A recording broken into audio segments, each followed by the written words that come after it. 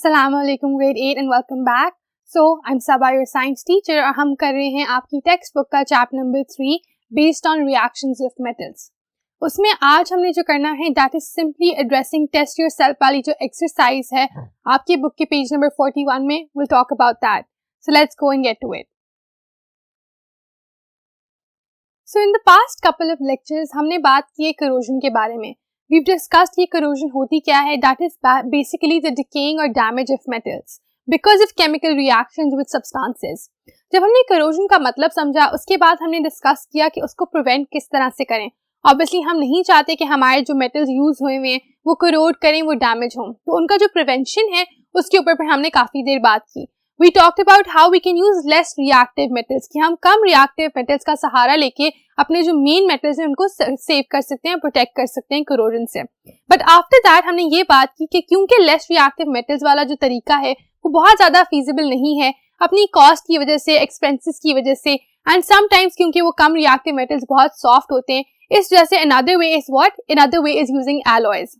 Then we discussed कि alloys जो होते हैं बेसिकली दो मेटल्स या उनसे ज्यादा मेटल्स का मिक्सचर होता है जो कि बेसिकली ज्यादा रेजिस्टेंट होता है टुवर्ड्स करोजन. तो वो उतनी आसानी से करोड नहीं करता जितना कि मेटल अकेले इंडिविजुअली कर सकता है. After understanding all of that हमारे पास एक बॉक्स में थे टेस्ट योरसेल्फ के क्वेश्चंस.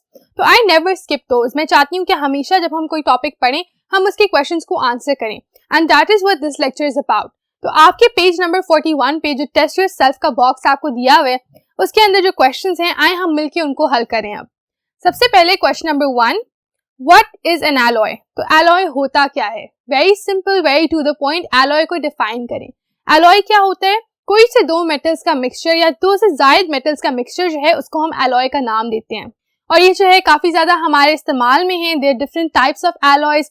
डिफरेंट मेटल्स के डिफरेंट alloys होते हैं. इनमें अलग अलग परसेंटेजेस होती हैं डिफरेंट मेटल्स की. कई टाइप्स होती हैं. किस तरह से किया जाता है उसको भी डिस्कस कर सकते हैं यहाँ पर. इसकी एग्जाम्पल दे सकते हैं. Bronze is an alloy, stainless steel is an alloy, solder is an alloy. So you can write all of that for this very simple question कि what is an alloy? Define करें इसको, इसकी example दें, बताएं कि क्यों जरूरी है, and with that आपका question number 1 हो जाएगा. Now let's go look at question number 2. अब question number 2 क्या है? Question number 2 is how are alloys made? तो alloys को define करने के बाद now they want you to explain कि alloys किस तरह से बनाए जाते हैं. So is that difficult? No, it's not difficult at all. Alloys जो हैं वो इस तरीके से बनाए जाते हैं कि आप दोनों मेटल्स को मेल्ट कर देते हो, मोल्टन फॉर्म में उन दोनों को मिक्स करते हो और फिर you leave them to harden. फिर जब वो सख्त हो जाएंगे तो क्या बनेगा? उनसे नया जो सब्सटेंस फॉर्म होगा वो एक एलॉय होगा क्योंकि वो दोनों का मिक्सचर हो जाएगा. We read this too. Alloys are made by melting metals and mixing them together. They cool down and become hard. तो दोनों मेटल्स को क्या किया? पहले हीट के साथ सब्जेक्ट करके उनको मेल्ट किया, मिक्स किया, एंड देन आप इनको रख दिए, वो ठंडे हुए वापस सख्त हो गए और एक एलॉय की फॉर्म में आपको मिल गए हैं. क्वेश्चन नंबर 3 है इन व्हाट वेज. अब इस क्वेश्चन के डिफरेंट पार्ट्स हैं तो will go one by one. पहला पार्ट है in what way is steel better than iron. Steel क्या है? Steel is an alloy of iron. तो वो कह रहे हैं कि स्टील किस तरह से आयरन से बेहतर है. It is stronger and corrosion resistant. ये आप ही की टेक्स्ट बुक में पेज नंबर 41 पे ही ऊपर अगर आप देखो तो लिखा हुआ है कि स्टील इसलिए इस्तेमाल की जाती है स्पेशली कटलरी में और ज्वेलरी में क्योंकि वो ज्यादा करोजन रेजिस्टेंट होती है. उतनी आसानी से ना वो करोड करती है ना वो डैमेज होती है, and it is easily used in those things जहां पर आप नहीं चाहते कि वो जल्दी रस्ट करें. तो क्या है? स्ट्रॉन्गर है और करोजन रेजिस्टेंट है. ये हो गया क्वेश्चन नंबर 3 का पार्ट ए कि स्टील आयरन से क्यों बेहतर है. अब पार्ट बी को अगर हम देखें in what way is bronze better than copper. कि ब्रॉन्ज जो है वो किस तरह कॉपर से बेहतर है, किस तरीके से, किस लिहाज से. It is stronger. Again page number 40 पे अगर आप देखो छोटा सा कॉर्नर पे लिखा हुआ है कि ब्रॉन्ज जो है क्या है?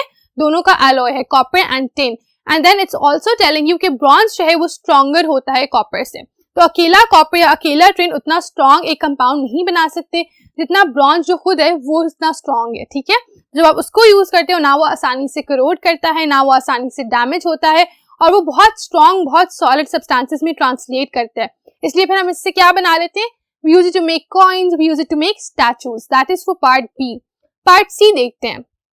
In what way is Duralumin better than aluminium? तो जो हमारी एक और alloy है Duralumin वो किस तरह बेहतर है किससे? Aluminium से. It is harder and stronger. What is it? It's harder and stronger than aluminium. और ये किस में यूज होते हैं? एयरक्राफ्ट में इस्तेमाल होते हैं. इसलिए भी होते हैं कि एल्यूमिनियम जो है इट्स कंपैरेटिवली लाइट वेट, लेकिन मेनली इसलिए इस्तेमाल हो रहा है क्योंकि बहुत स्ट्रॉन्ग है, बहुत हार्ड है. तो जो सेपरेटली एल्यूमिनियम है उससे कई ज्यादा स्ट्रॉन्ग क्या है, उसका जो हमारे पास एलॉय है विच इज ड्यूरालुमिन, इसलिए उसको हम किस में इस्तेमाल करें, we are using it for aircraft. That's it for question number 3. Let's go see question number 4 now.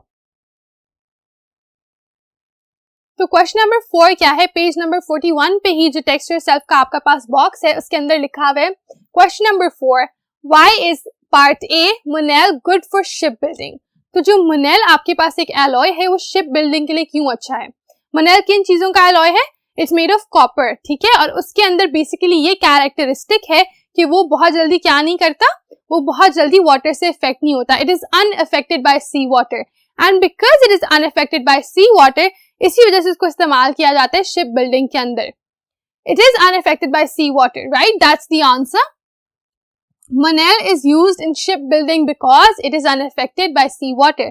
C water उसको इफेक्ट नहीं करता, वो उतनी आसानी से करोड नहीं होता है, इस वजह से शिप का जो पूरा स्ट्रक्चर है वो डैमेज नहीं होता, वो ज्यादा देर लास्ट कर पाते हैं. तो इसलिए हम मुनेल को इस्तेमाल करें शिप्स बनाने के लिए. पार्ट बी है, why is solder used for electrical work. Solder क्या था, सोल्डर लेड का एक एलॉय था, एंड क्यों उसको इस्तेमाल किया जा रहा है इलेक्ट्रिकल वर्क में. It has a low melting point and make strong metal connections. इसका क्या था, इसकी बात ये थी बहुत छोटे बहुत लो टेम्परेचर पे मेल्ट कर जाते हैं और फिर फौरन जल्दी से वापस हार्ड हो जाते हैं. इस वजह से इसको हम इलेक्ट्रिकल कनेक्शंस में इस्तेमाल करते हैं, स्पेसिफिकली जब आपने इलेक्ट्रिसिटी को एक जगह से दूसरी जगह ट्रांसमिट कराना हो, क्योंकि इसके कनेक्शंस जो हैं they very easy to form, they very strong, तो हम इसको यूज करते हैं. So you can write it has a low melting point and makes strong metal connections. That will be it for question number 4. Question number 5 है, which alloy would be useful for? अब उन्होंने आपको बता दिया कि ये टास्क है, ये ऑपरेशन है, कौन सा alloy हम यूज करें इस काम के लिए. So that's something you have to identify over here. Which alloy would be useful for? पहला है joining copper pipes. तो अगर आपने कॉपर के पाइप्स को जोड़ना होगा, कनेक्शन बनाना होगा, तो कौन सा हम यूज करेंगे? Excellent. We can use solder. क्यों? क्योंकि ये कनेक्शंस बनाने के लिए बहुत अच्छा है. It is used for making connections. Making cutlery. Cutlery किससे बनाई जाती है? कटलरी बनाई जाती है स्टेनलेस स्टील से. व्हाई? बिकॉज स्टेनलेस स्टील जो है वो करोजन रेजिस्टेंट है और आयरन इसमें इस्तेमाल हुआ है, और क्योंकि ये जल्दी करोड नहीं करता और बर्तन जो है ऑब्वियसली वो प्रेजेंटेबल होने चाहिए, तो हम उनको फिर किससे बना लेते हैं? स्टेनलेस स्टील से बना लेते हैं. Making statues. स्टैचूज बनाने के लिए हम कौन सा एलॉय इस्तेमाल करते हैं?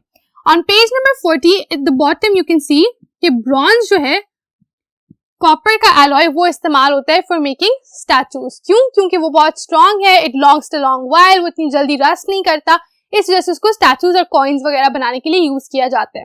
So this is how you can simply answer these 3 questions, और उसके साथ हमारा क्वेश्चन नंबर 5 भी है जो वो रैप अप हो जाता है. So now we have officially covered everything that we had to for chapter number 3, reaction of metals. सारे टॉपिक्स हमने कवर कर लिए हैं. We've talked about metals and we've talked about the structure of metals, उनकी properties क्या होती हैं, water के साथ किस तरह रिएक्ट करते हैं, एसिड के साथ किस तरह रिएक्ट करते हैं, एयर के साथ किस तरह रिएक्ट करते हैं, रिएक्टिविटी सीरीज क्या होती हैं, रिएक्टिविटी सीरीज को इस्तेमाल करते हुए हम करोजन को किस तरह प्रोटेक्ट कर सकते हैं, एंड करोजन को हम उसके अलावा एलॉयज के इस्तेमाल से किस तरह प्रिवेंट कर सकते हैं. दीज आर सम थिंग्स जो हमने इस चैप्टर में पढ़ी. Metals are all around us और हमें चाहिए कि हमें अच्छे से पता हो उनको किस तरह एक्सट्रैक्ट किया जाता है, कितनी मेहनत से ऑब्टेन किया जाता है, एनवायरमेंटली उनके क्या इम्पैक्ट्स हैं. We should be aware of all of those. Why? क्योंकि हमारे इर्द गिर्द अगर एक चीज इतनी कॉमनली इस्तेमाल हो रही है, तो as intellectual people, as smart people, we should know कि वो कहाँ से आ रही है, उसकी क्या यूजेस हैं, किस तरह से यूज हो रही है.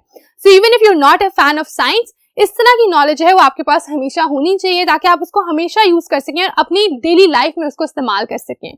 Now children, this is me wrapping up chapter number 3 for you. Next lecture will be all about solving the exercise. MCQs करेंगे, true and false करेंगे, questions के answers देंगे, और हम make sure करेंगे कि आपको जो सारे concepts हैं वो अच्छे तरीके से समझ आ गए. So keep reviewing these lectures, keep learning your lessons, and I'll see you again soon. Allah Hafiz.